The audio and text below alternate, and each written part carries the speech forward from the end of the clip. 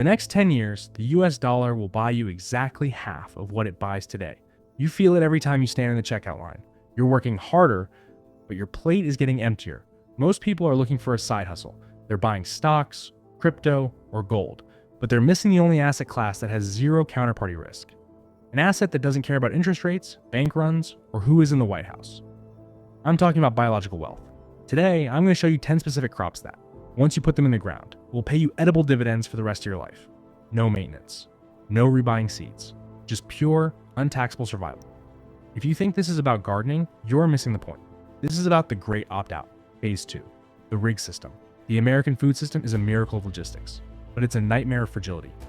We are 3 days of no diesel away from total starvation. When you buy a tomato at the store, you aren't just paying for the tomato. You're paying for the fuel, the plastic, the marketing, and the carbon tax. By growing perennials, plants that come back every year on their own, you are essentially printing your own currency. You are removing yourself from a fragile supply chain and entering a resilient one. Phase 3, the 10 forever crops.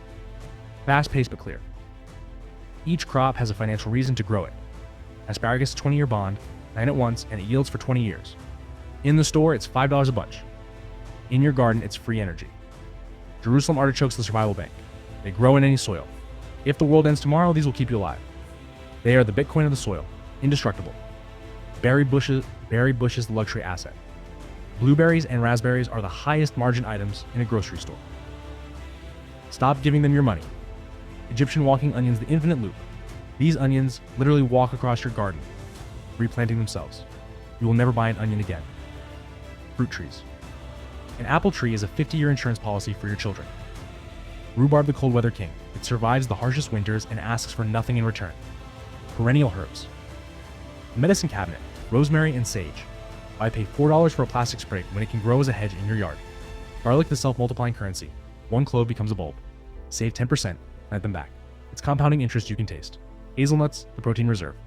Meat is getting expensive. Nuts are the protein of the future. Kale/collards, the health insurance. The most nutrient-dense greens that survive even when the sun tries to kill them. Phase 4, the final reset. The system wants you dependent.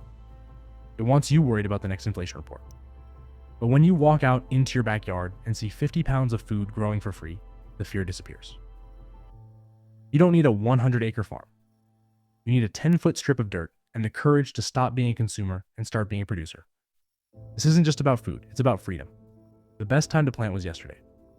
The second best time is right now. Go get your hands dirty. Phase 5, the hidden tax on convenience. We often say we don't have time to garden, but the truth is, we are selling our time to corporations just to buy back the things our soil would give us for free. When you buy organic spinach, you're paying a 20% convenience tax, a 15% packaging tax, and a 10% marketing tax. Perennials liberate you from these hidden levies. They are a one-time investment with an infinite ROI. Phase 6, the fragility of the just-in-time economy. In America, we live in a just-in-time world. Your grocery store only holds 72 hours of food. If the trucks stop, the city starves. Building a living pantry in your backyard isn't just a hobby, it's high-level risk management. It's the only insurance policy that actually feeds you during a claim. Phase 7, the nutrient collapse. A store-bought apple is often a year old, kept alive by nitrogen gas in cold storage. It looks like an apple, but the nutrients are long gone. When you lose nutrients, you lose health. And when you lose health, you become a lifelong customer of Big Pharma. Gardening is a short on future medical bills. Phase 8, the zero counterparty asset. In finance, counterparty risk is the danger that the person you're dealing with fails to deliver. Banks can freeze. Apps can crash. But the soil has no counterparty. The sun and rain don't need a permit from the Fed. This is the only asset in the world that no authority can debank or cancel. Phase 9, reclaiming the lawn debt. America has 40 million acres of lawn. We spend billions of dollars and millions of hours watering and mowing grass that gives us nothing back. The lawn is a liability. The garden is an asset. It's time to flip the script. Dig up the grass. Plant the wealth. Stop working for your yard and make your yard work for you. Phase 10, the compound interest of nature. A mulberry tree or a hazelnut bush grows larger every year without a single extra dollar from your pocket. Your capital is upgrading itself while you sleep. This is nature's version of compound interest. And unlike the stock market, it never has a red day. Phase 11. The psychology of enough. The system thrives on the scarcity mindset, the fear that there isn't enough. But when you see a single tree dropping thousands of fruits, your brain shifts to abundance. An abundant mind is impossible to control. Once you realize you have enough, the system loses its grip on you. Phase 12. The parallel barter economy. Imagine you have extra eggs and your neighbor has extra apples. You've just created a parallel economy. No dollars, no banks, no middlemen. When we build community-level resilience, we decentralize power. That is the ultimate form of American independence. Phase 13. The generational bridge. We are leaving our children digital codes and paper promises that may be worthless in 20 years. But a mature fruit orchard is a legacy that feeds them for 50. It's a bridge of survival that connects you to the generations you will never meet. That is real generational wealth. Phase 14. Sovereignty is a verb. Freedom isn't a slogan you put on a bumper sticker. It's an action you take in your backyard. Every calorie you grow yourself is a vote against the system. Sovereignty begins when your path to a full stomach no longer runs through a multinational corporation. Stop talking of freedom and start growing it. Phase 15. The call to action. The first seed. The question isn't whether you have enough space, it's whether you have enough courage.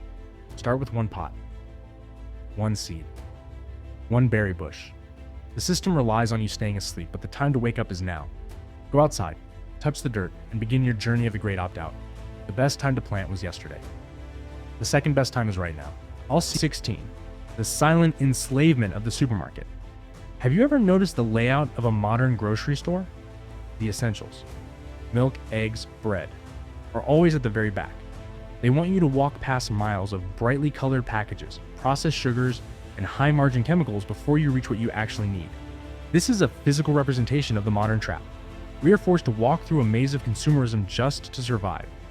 By planting your own perennials, you are literally bypassing the maze. You are saying no to the psychological manipulation of big retail.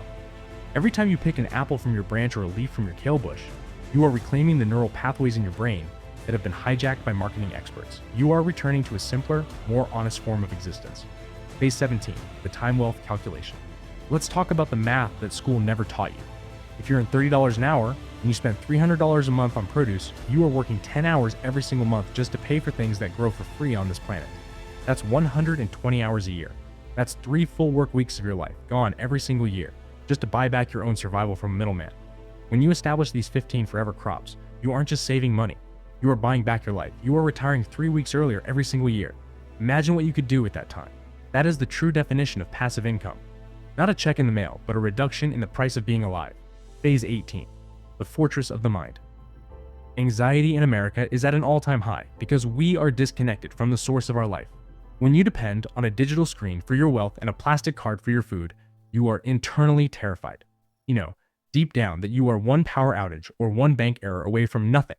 But when your hands are in the soil, that primal fear dies. You see the cycle of life. Death in winter, rebirth in spring. You realize that nature doesn't have recessions. The birds don't check the NASDAQ. The trees don't care about the Federal Reserve. By aligning yourself with these natural cycles, you build a fortress around your mind. You become unshakable because your foundation isn't built on debt. It's built on dirt. Phase 19, the moral duty to be resilient. Being resilient is no longer a choice. It is a moral duty to your family. In a world of increasing complexity and black swan events, being helpless is a liability. If you can't feed yourself, you are a burden on a system that is already breaking. By becoming a producer, you become a pillar of your community. You become the person who has extra to share when others have none. You become the person who can teach the next generation how to survive. This isn't just about your backyard. It's about the survival of the human spirit in an increasingly artificial world. Phase 20, final reset, entering the garden. So, we come to the end of this journey, but the beginning of yours. The Great Opt-out isn't a single event. It's a series of small decisions. It's the decision to plant a seed instead of buying a snack. It's the decision to look at your lawn and see a forest instead of a chore. The system will continue to print money. The prices will continue to rise. The noise will continue to get louder. But in your garden, there is silence. There is growth. There is truth. Don't wait for the collapse to become a survivor. Become a producer today. Reclaim your soil. Reclaim your soul. The gate is open. All you have to do is walk through it. I'll see you in the garden. Phase 21. The war on the individual. We are living in an era of the war on the individual. Think about it. Everything in modern society is designed to make you a node in a network. Your car is becoming a subscription. Your software is a monthly fee. Your entertainment is a stream you don't own. And your food is the ultimate leash. When you can't feed yourself, you are not an individual. You are a ward of the state. By planting these 15 perennials, you are performing an act of economic disobedience. You are declaring that your survival is not for sale. Phase 22. The biological gold standard. In 1971, the world left the gold standard. We entered the era of fiat. Money backed by nothing but promises. But nature never left the biological gold standard. The seed is a contract. The sun is the collateral. The harvest is the settlement. While the world argues over digital gold, Bitcoin, or physical gold, they are ignoring living gold. In a true crisis, an ounce of gold can't be eaten, but a pound of Jerusalem artichokes can save a family. This is the only asset that appreciates in value as the world becomes more chaotic. Phase 23. The modern serfdom. In the Middle Ages, serfs worked the land for the lord of the manor in exchange for protection. Today, the manor is the corporate office, and the protection is a paycheck that barely covers the rent and the grocery bill. We are modern-day serfs, but instead of working the soil, we work the spreadsheets. The irony is that the soil is still there, waiting. The moment you plant a fruit tree, you stop being a serf and start becoming a landowner in the truest sense of the word. You are no longer working for the lord of the supermarket. You are the lord of your own production. Phase 24. The toxicity of efficiency. Efficiency is the god of the modern world. We want everything faster, cheaper, and now. But nature isn't efficient in a corporate way. Nature is prolific. A corporate farm grows one crop monoculture until the soil is dead. A perennial garden grows 15, 20, 50 crops that support each other. Efficiency leads to fragility. Diversity leads to resilience. When you build a diverse perennial garden, you are building a toughened portfolio that can withstand pests, droughts, and economic storms that would wipe out $1 trillion industrial farm. Phase 25. The silent theft of your vitality. Why is America the most medicated nation on earth? It's not just stress, it's the lack of life in our food. Store-bought food is dead calories. It fills your stomach but starves your cells. When your body is starved of real nutrients, your brain stays in a state of high alert anxiety. You feel like you need to buy more to feel better. It's a loop. Breaking that loop starts with the soil. When you eat food that was alive 5 minutes ago, you are ingesting the sun's energy directly. Your vitality returns. Your mind clears. You become harder to manipulate. Phase 26. The short against centralization. In the stock market, a short is a bet that something will fail. By becoming a producer, you are shorting centralization. You are betting that a centralized, fragile, globalized system cannot sustain itself forever. You are moving your short position into a long position on localism. You are betting on your own backyard. Historically, those who bet on their own local resilience have always outlasted the empires that tried to centralize them. Phase 27. The sacred art of observation. Most Americans spend 7 to 10 hours a day looking at a screen. Our eyes are tuned to pixels, not patterns. When you garden, you learn the sacred art of observation. You notice the birds, the bees, the quality of the dew, the direction of the wind. You become in tune. This isn't woo-woo philosophy. It's high-level intelligence. An observant person can see an economic crisis coming before the news reports it. An observant person knows when the vibe has shifted. Gardening sharpens the senses that the modern world tries to dull. Phase 28. Reclaiming the village mindset. The lone wolf prepper is a myth. No one survives alone. The true power of the perennial garden is that it produces surplus. When you have more apples than you can eat, you give them away. You trade. You build a network of favors. This is how the village was born. In a world that is increasingly lonely and divided, the garden is the ultimate bridge. It turns neighbors into allies. It turns a street into a community. And a community that can feed itself is a community that cannot be broken. Phase 29, the final inheritance. Think about the people who lived through the Great Depression. What did they leave behind? They left behind stories of gardens, of canning, of making do. They had a grit that we have lost.